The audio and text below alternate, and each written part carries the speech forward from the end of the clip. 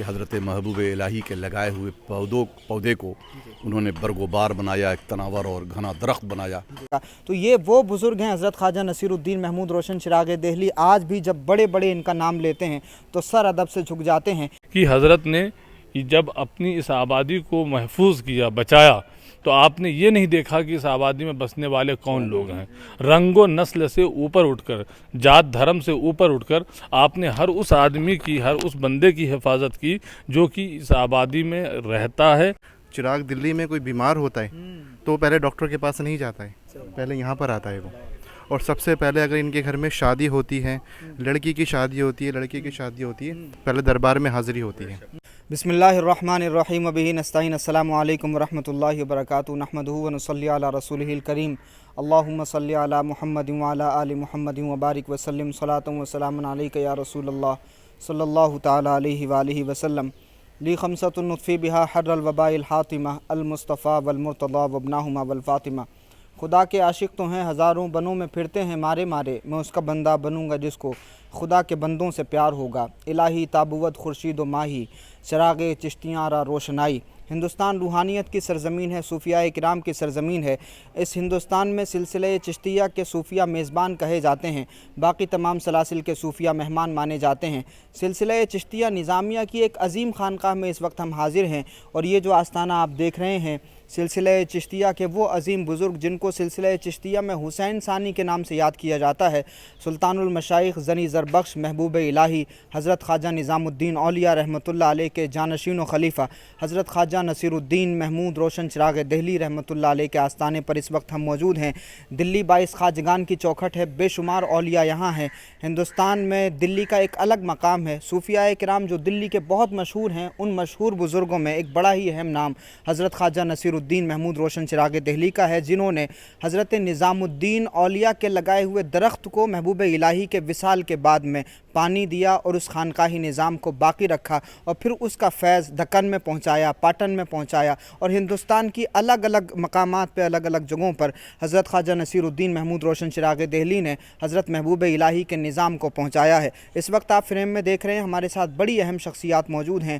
حضرت مولانا سید سیف الدین ازدک چشتی صاحب، جو سلسلہ چشتیہ نظامیہ نصیریہ کلیمیہ فخریہ کی ایک شاخ جو ہے وہ پیر بیگھا شریف بہار میں ہے، اس کے ولی عہد ہیں ہمارے ساتھ، وہ بھی تشریف فرما ہیں، اور اسی خانقاہ کے خادم صاحب ہیں ہمارے ساتھ، عامر نصیری صاحب بھی تشریف فرما ہیں، ہمارے مفتی منظر محسن صاحب بھی تشریف فرما ہیں، اور ہمارے ساتھ ایک بڑی عظیم شخصیت بزرگ ہیں، ان کا بھی تعارف آپ سے کروائیں گے۔ لیکن سب سے پہلے حضرت مولانا سید سیف الدین ازدک چشتی صاحب کا محبوب الہی کی دلی میں استقبال ہے، اور اس وقت ہم خواجہ نصیر الدین محمود روشن چراغ دہلی کے آستانے میں موجود ہیں۔ حضرت خواجہ نصیر الدین محمود روشن چراغ دہلی کے حوالے سے چند کلمات ارشاد فرمائیں۔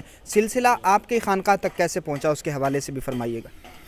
بسم اللہ الرحمن الرحیم، الحمدللہ، اللہ تبارک و تعالیٰ کا بے پناہ احسان کرم کہ آج اس چوکھٹ تک بھی رسائی ہو گئی۔ بہت دنوں سے خواہش تھی، لیکن ذمہ داریاں، حالات، وقت کی وجہ کر یہاں تک نہیں پہنچ پا رہا تھا۔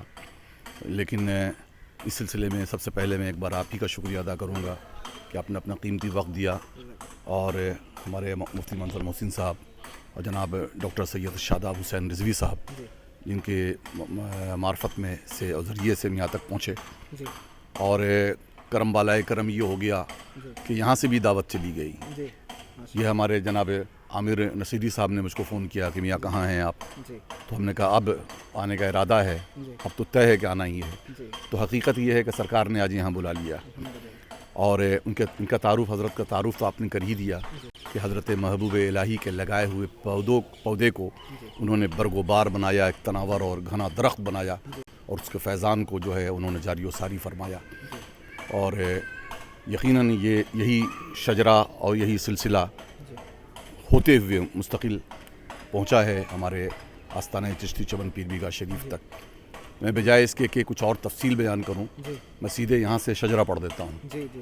حضرت محبوب الہی کے بعد حضرت نظام الدین معین الدین فی حد ذاتہ، قطب الدین فی حکامہ، فرید الدین فی انوارہ، نظام الدین فی اسرارہ، नसीर उद्दीन फ़ी अबरारी कमाल उद्दीन फ़ी ताज़िमी। यहाँ पर हज़रत सरकार कमाल उद्दीन भी हैं मौजूद, ये भी नहीं मालूम था मुझको, अल्हम्दुलिल्लाह यहाँ भी ज़ियारत हो गई।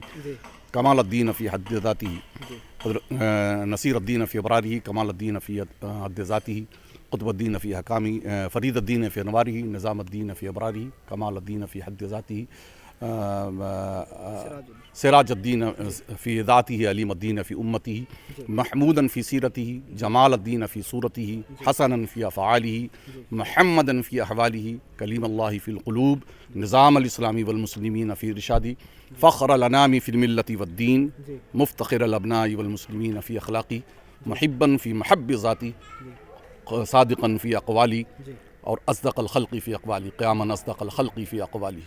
तो ये हमारे सरकार तक यहाँ ये शेरा पूरे तरतीब के साथ पहुँच गया और अल्हम्दुलिल्लाह इस आस्थाने पर अभी यहाँ से हम लोग यहाँ से जाएंगे, महरुल शरीफ भी हाज़िरी देंगे क़ुतबुद्दीन बख्तियार काकी रहमतुल्लाहि ताला अलैह के आस्थाने पर, शाह फ़ख्र पाक रहमतुल्लाहि अलैह के आस्थाने पर भी ये जो फ़ख्री चिश्ती निज़ामी की शाख जो है मेरे सरकार ने अपने यहाँ बिहार में लगाया और उसके बानी बबानी कहे जाते हैं।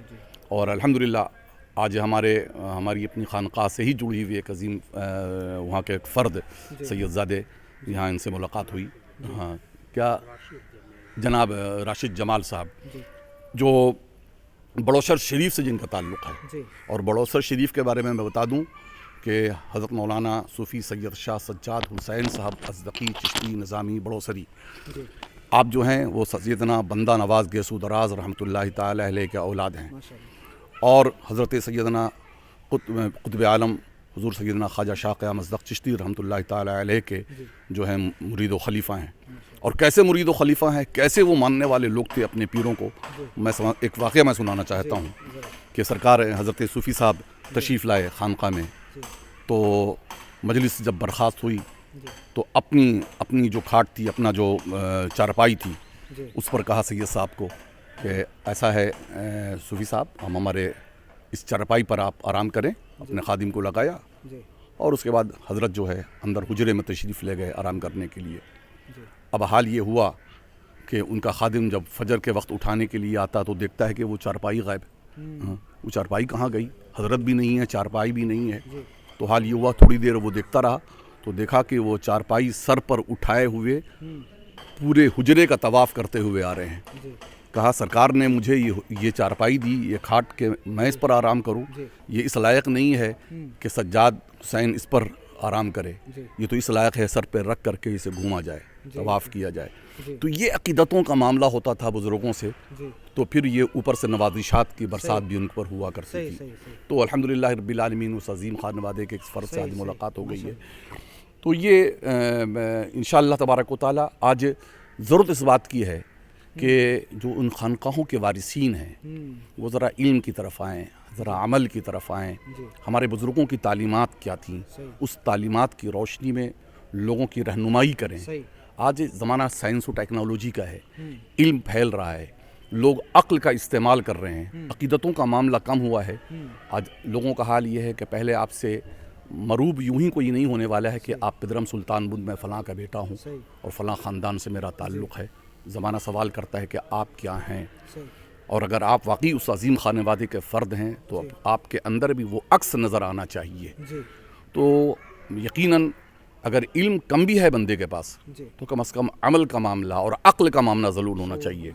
क्योंकि बहुत सारे इल्म वाले भी हज़रात हैं, इल्म के ज़ोम में वो कहीं से कहीं पहुँच गए हैं, लेकिन इल्म कम भी है। और बुज़ुर्गों के इस इरशाद के मुताबिक कि यक मन इल्म राह 10 मन अक्ल बायद, कि 1 मन इल्म के लिए 10 मन अक्ल चाहिए तो सही तौर से वो इल्म का इस्तेमाल कर सकता है।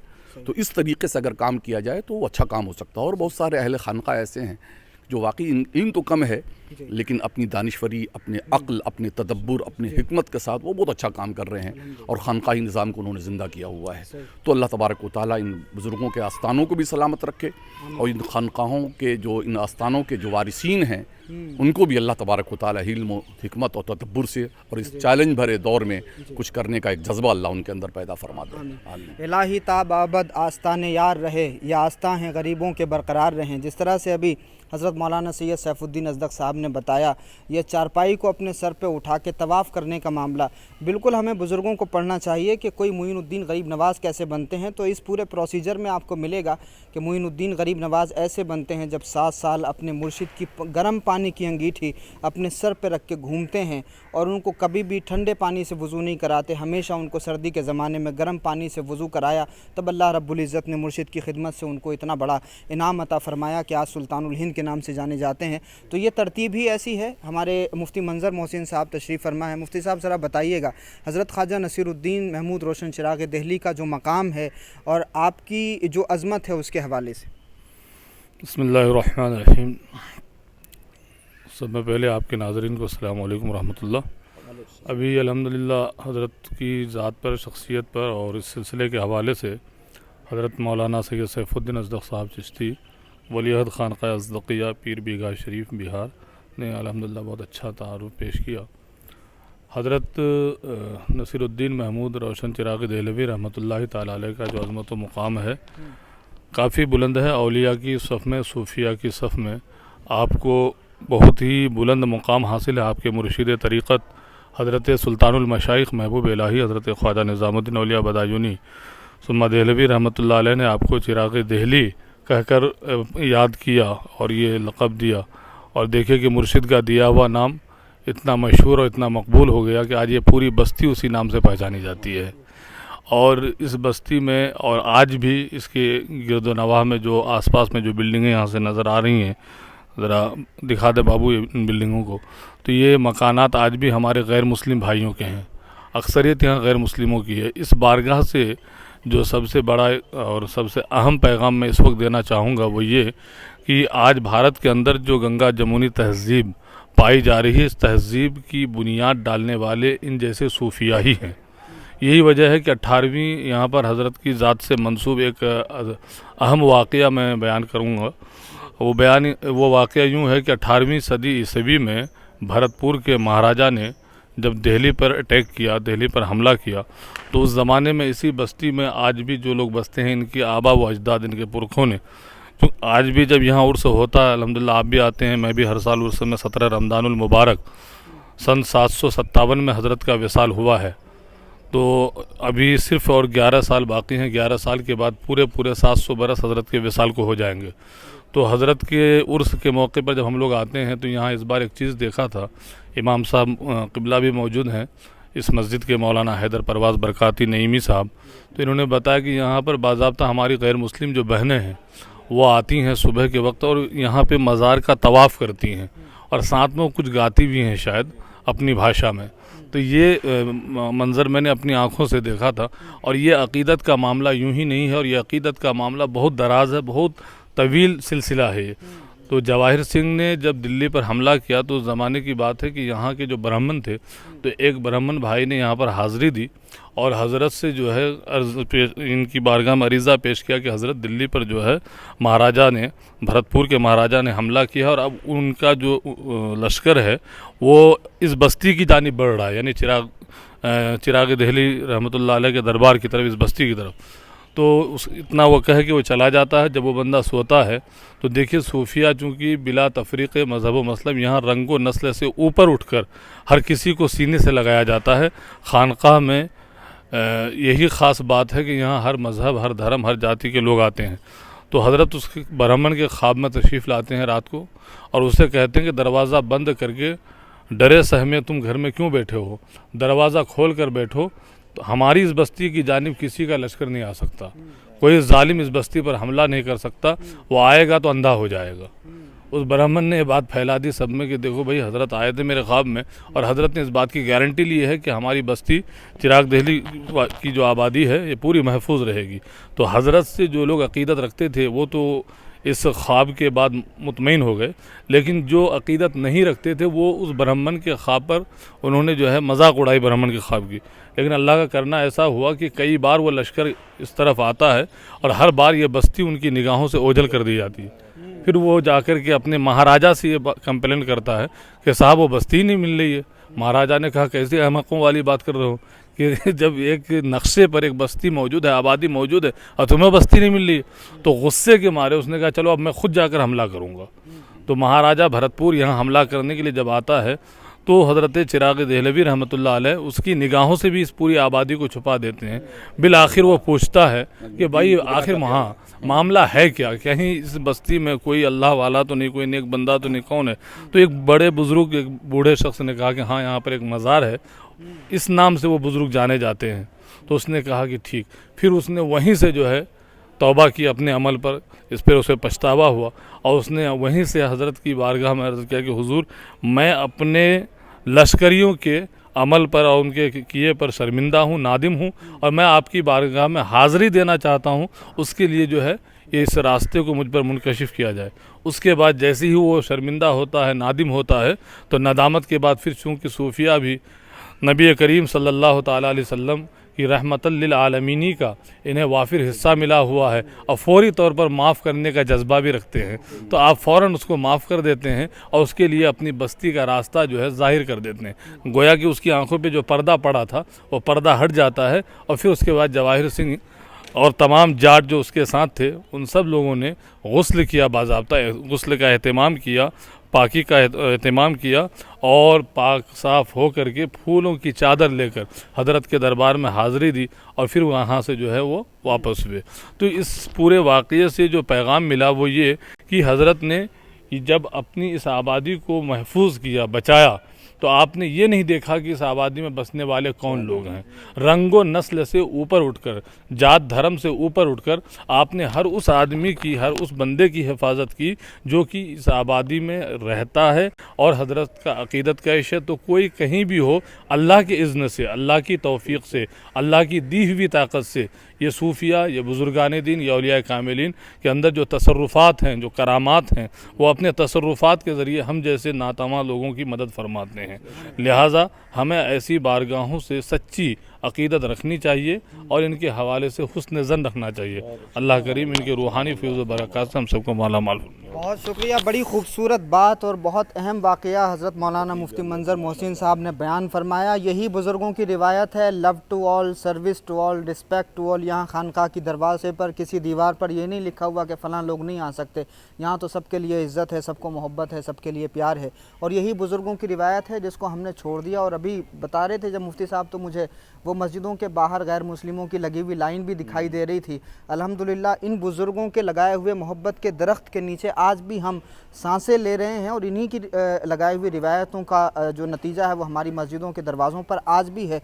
काश हम इन रिवायतों को बचा पाएँ। आमिर नसीरी साहब हमारे साथ हैं। आमिर भाई ज़रा बताइएगा, उर्स किस तारीख़ में होता है, कितने दिन होता है, तक़रीबात क्या क्या होती हैं? अस्सलाम वालेकुम वरहमतुल्लाहि वबरकातुहू।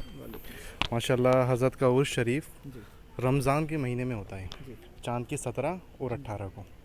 माशाल्लाह जैसे हज़रत ने बताया और मियाँ साहब ने बताया कि यहाँ पे कोई जाति धर्म नहीं देखी जाती। माशाल्लाह पूरा गांव सरकार को मानता है अल्हम्दुलिल्लाह। हर जुमेरात को ज़्यादा से ज़्यादा, मुसलमान से ज़्यादा हमारे हिंदू भाई दिखेंगे। और माशाल्लाह सबसे बड़ी बात यह है कि अगर इनके घर में चिराग दिल्ली में कोई बीमार होता है तो पहले डॉक्टर के पास नहीं जाता है, पहले यहाँ पर आता है वो। और सबसे पहले अगर इनके घर में शादी होती है, लड़की की शादी होती है, लड़के की शादी होती है, पहले दरबार में हाज़िरी होती है। दूल्हा बन के पहले सरकार की बारगाह में आता है, फिर जाता है वो माशाल्लाह।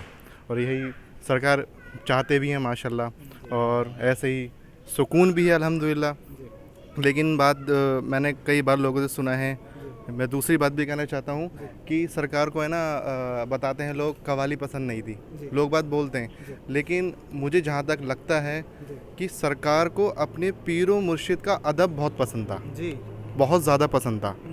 तो कुछ भी बात कहनी होती थी वो हज़रत अमीर खुसरो रहमतुल्लाह अलैह से बोलते थे कि आप जाएं और ये बात जाके पीरो मुर्शिद से जाके बोल दें। तो अमीर खुसरो रहमतुल्लाह अलैह पूछते हैं कि आप क्यों नहीं जाएंगे? तो बोलते हैं कि अगर मैं वहाँ गया, मुझसे आँखों से, हाथों से, ज़ुबान से कोई बेअदबी हो गई तो मैं अपने आप को कभी माफ़ नहीं कर पाऊँगा। मुझे पता है मेरे पीरो मुर्शिद अल्लाह पाक मुझे माफ़ कर देंगे। لیکن میں اپنے آپ کو کبھی معاف نہیں کر پاؤں گا. ایسے ہی میں رنگ کال میں اس لیے نہیں بیٹھتا ہوں, اگر مجھ پہ کچھ کیفیت طاری یا رقص کرنے لگوں, اس میں بھی کوئی مجھ سے بے ادبی ہو جائے تو میں اپنے کو بھی معاف نہیں کر پاؤں گا. صرف مین وجہ یہی ہے. اور ماشاءاللہ آپ کبھی بھی آئیں گے آپ کو سکون ہی ملے گا. لیکن ہاں 17 رمضان کے دن ماشاءاللہ آپ کو کھڑے ہونے کی, ہم کھڑے یہاں جگہ بھی نہیں ہوتی ماشاءاللہ. 11 بجے کل شریف ہوتا ہے, اس کے بعد جو چشتیہ سلسلے کی رسم ہے وہ سب ادا ہوتی ہیں. 18 رمضان صبح 9 بجے کل کے ساتھ ماشاءاللہ عرس شریف مکمل ہو جاتا ہے الحمدللہ ماشاءاللہ. بہت شکریہ عامر نصیری صاحب نے بہت اہم بات کہی ہے. اور ہم کیا بزرگوں کا تعارف کرائیں گے, یہ ہماری بساط نہیں ہے. ان کا نام لینے سے ہمارا تعارف ہو جاتا ہے, ہمیں عزت مل جاتی ہے.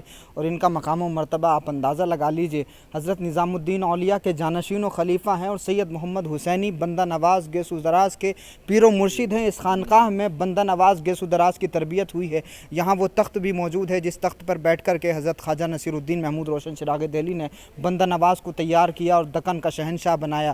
یہ خواجہ کمال الدین علامہ, پھر ان سے ایک سلسلہ پاٹن گجرات میں ہے, پھر احمد آباد میں ہے, اور پھر یہ سلسلہ حضرت شیخ کلیم اللہ ولی شاہ جہان آبادی, پھر حضرت مولانا نظام الدین اورنگ آبادی, مولانا فخر الدین فخر جہاں چشتی دہلوی, اور پھر حضرت شاہ نیاز احمد بے نیاز بریلوی جیسے لوگ. کتنے سارے بزرگان دین ہیں, بس نام لیتے جائیے آپ کو زندگی ملتی جائے گی اور روح میں ایمان پیدا ہوتا جائے گا. تو یہ وہ بزرگ ہیں حضرت خواجہ نصیر الدین محمود روشن چراغ دہلی. آج بھی جب بڑے بڑے ان کا نام لیتے ہیں تو سر ادب سے جھک جاتے ہیں. یہ مختصر سی ویڈیو ان کے تعارف کے لیے کافی نہیں ہے, بس ایک چنگاری ہے. ہماری کوشش ہے کہ ان بزرگوں کا نام آپ سنیں اور ان کے بارے میں پڑھنا شروع کریں, تاکہ ہم اپنے اسلاف سے, اپنے بزرگوں کی تاریخ سے ہمارا رشتہ مضبوط ہو. اور انہوں نے جس طرح کا ہندوستان بنایا تھا, واپس سے ہم اس سماج کا نرمان کریں, تاکہ یہ جو نفرت کا ماحول ہے, دہشت کا ماحول ہے, فتنہ اور فساد کا ماحول ہے, اس فساد کو ہم روک پائیں. اور بزرگوں کے لگائے ہوئے درخت کو اگر ہم پانی دیں گے تو یقین جانیے اسی زمین میں بہت کچھ بہتر ہو سکتا ہے. بہت بہت شکریہ ہمارے ساتھ جڑنے کے لیے. السلام علیکم ورحمۃ اللہ وبرکاتہ.